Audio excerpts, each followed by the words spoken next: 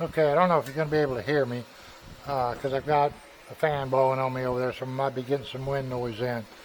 Uh, so right now I'm going to work on getting the oil filter off, and on these 1526, 1626 is buried down in here. Uh, I had bought a little set of plier wrenches to get it out of there. I can't find them, so I got my set of 430 channel locks, and it looks like I'm able to get in there. Now you'll notice I've got the bucket up, and then one thing you'll notice over here is I've got it propped up with a pipe. That's safety in case something goes, but you need this bucket up a little bit to be able to get in here. So like I said, let's see if I can get you where you can see in here pretty good, and also give me room to work. Alright, so like I said, what we're going to try to do is get this out, and I have no clue which way the oil is going to drain. So I've got the drain thing underneath, and let's see if we can do this.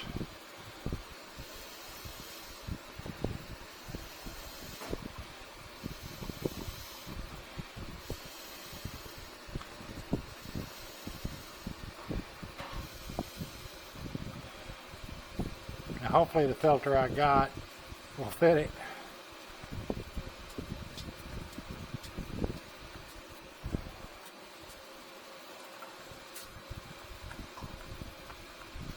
Because I had to kind of crush this a little bit to get a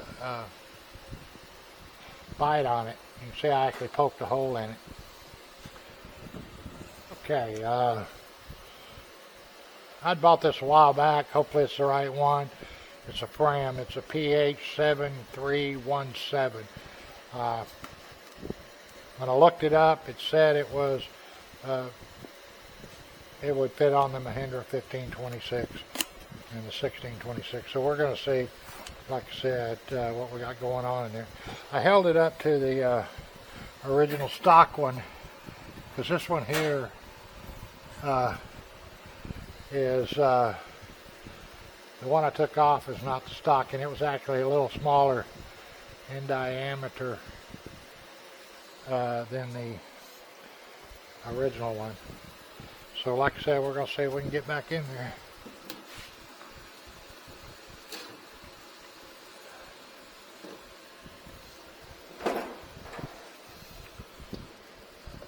Yep. Let me take this off.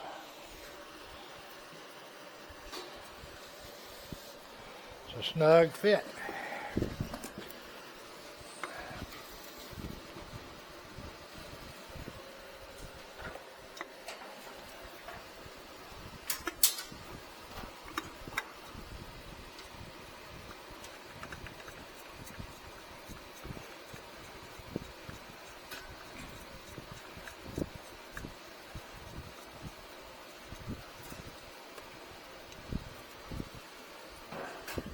Now we're going to put it on good hand tight. Alright, it's about as tight as I can get it on in there.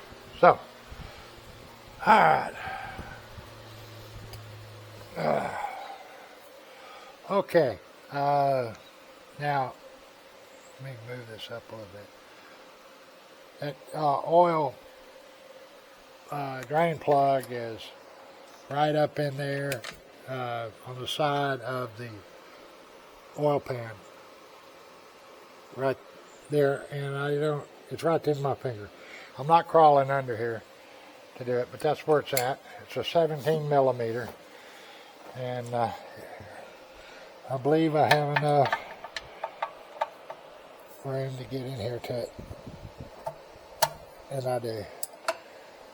And then that broke that loose. So let's get that out and drain the oil. There it comes, naturally all over my hands.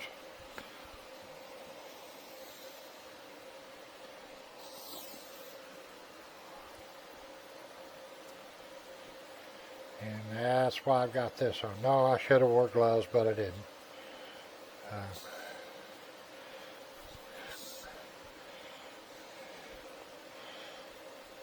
I've been doing oil changes on vehicles for over 50 something years, and actually almost 60, about 60 years. And never wore gloves that weighed a long time in the past, and hadn't killed me yet. So anyway, kind of clean that up a little bit, set that off to the side here, wipe this up, and we'll just let this drain, and then we'll come back in a minute. Now, dummy me, when I pulled the plug, started draining into my oil pan, catch pan here, it has a plug right there. Hopefully you can see that. I forgot to take it out. So I had to reach down through that oil and remove that. That lets it come into there, and then it's got a vent right over here. Hopefully you can see that on the camera. A vent right over here, and you have to open that up. It helps it flow in there a little faster. Alright, I'll see if I can get this back up in there.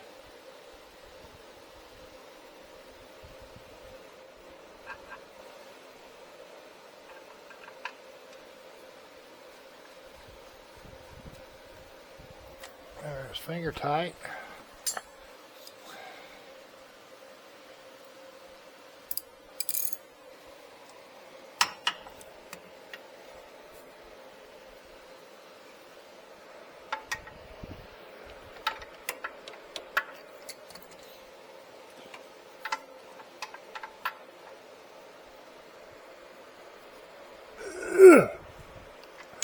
Alrighty, that's that.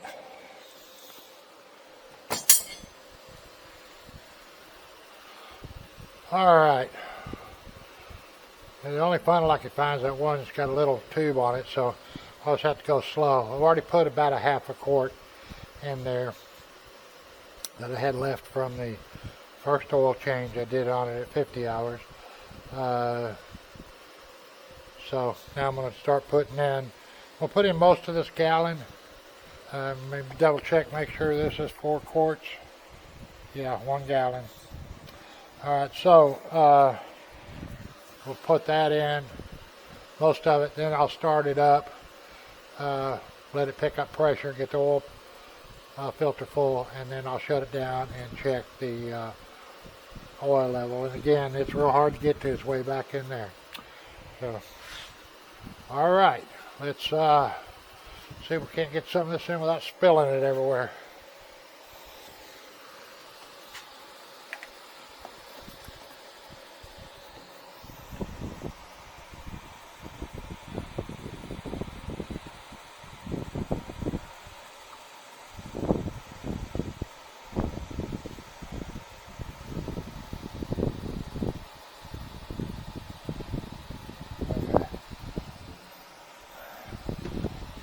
More in there.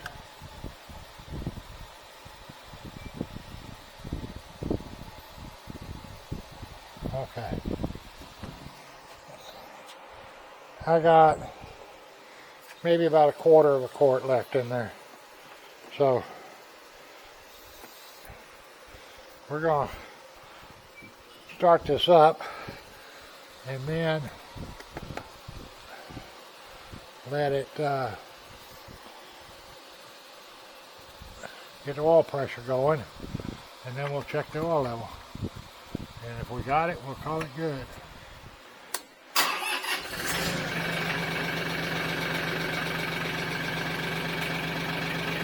Okay, oil light went off.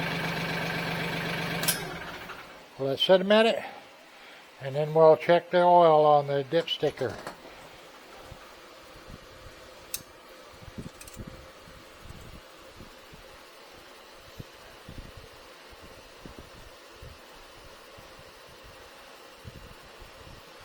Okay, hopefully you can see this.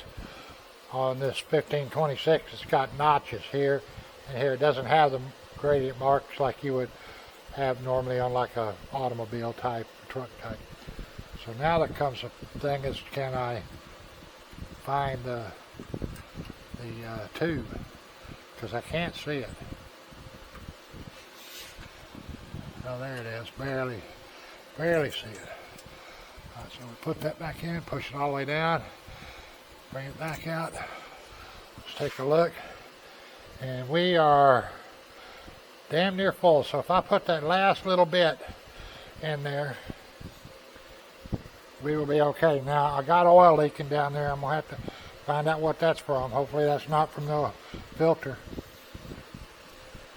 All right, we're gonna check it and see. Hopefully it's not leaking there.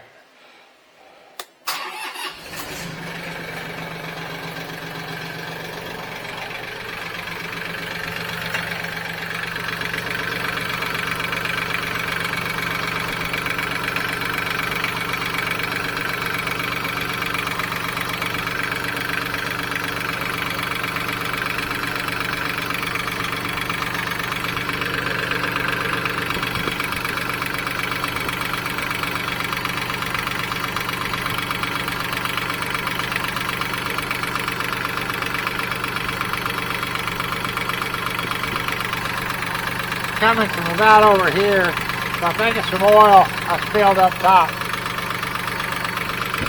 I don't see anything leaking at the filter.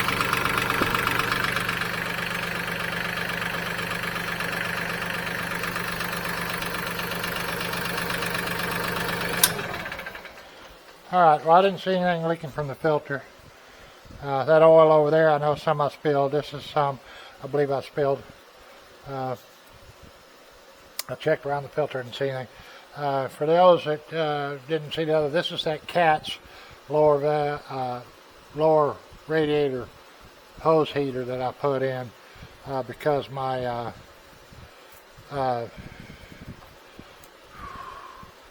glow plugs apparently not working correctly. So that's another thing I need to do, and I'll have to get in here and hunt the rail down and check the voltage on it.